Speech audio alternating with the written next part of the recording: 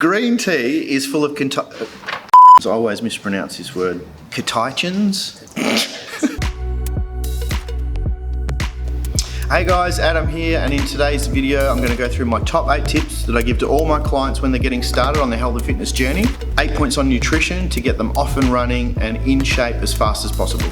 So the number one, first and foremost, the most important tip I give to all my clients is if they're wanting to reduce their body fat, they must be in a calorie deficit. So we've spoken about this in a number of other videos on the channel.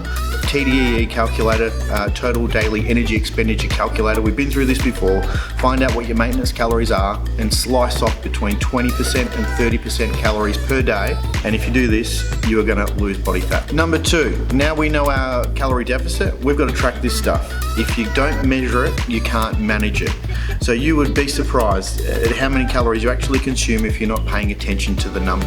So we've got our TDE, we've got our calorie deficit number sorted out. We need to find an app like MyFitnessPal and plug this in every day, and it sucks. I tell you right now, it's mind-numbing. But we need to get it into the platform. We need it to spit out the numbers, and we need to be able to chop out whatever we overate yesterday into today. If you want to get right spot on the money, make sure you're tracking your calories every single day. Point number 3, again, something I bang on about regularly in these videos, is you have to hit your protein goal. We know that protein builds muscle and increases muscle tone. The more muscle we have, the more calories we burn at rest, all right? If we're gonna start exercising, we don't hit our protein goal, we're gonna whittle away that precious muscle.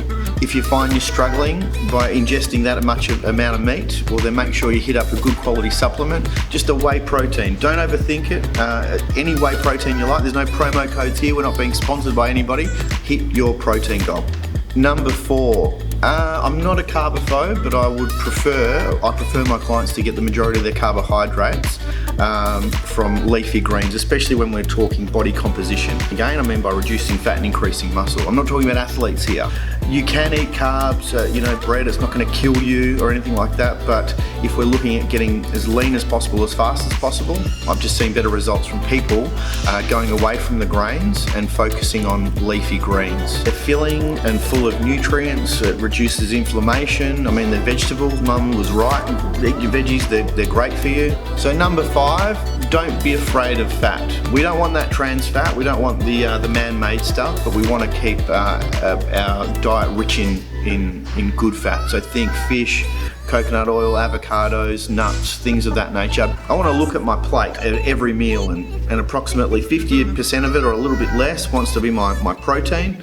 I want to have my green veg, and about 20% of each meal being some source of good quality fat.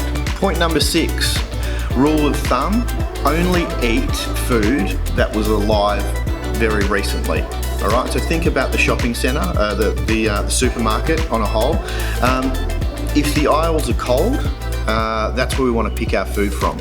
Anything with a long shelf life, generally speaking, it's not going to be great for you. So if it was alive recently, if it was in a paddock recently, or been pulled out of the ground recently, if it's going to go off in a week or so, those are the types of foods that we want to be eating. Get away from that processed stuff, all right?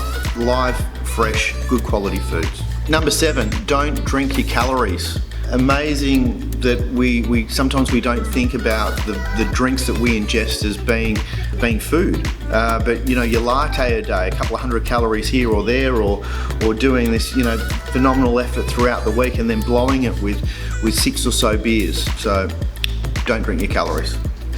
Last but not least, get on the green tea. Big fan of green tea. Green tea is full of catechins, and they stop something what's called lipase. So lipase is a protein in your body that helps absorb fat. And these catechins basically stop that from happening. So green tea has been shown to decrease fat absorption in the body, and it also can suppress your appetite and food intake. So we can use things like green tea to help fill the gaps and make us feel more full.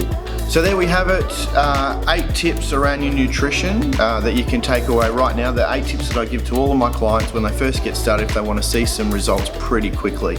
Go ahead and try them.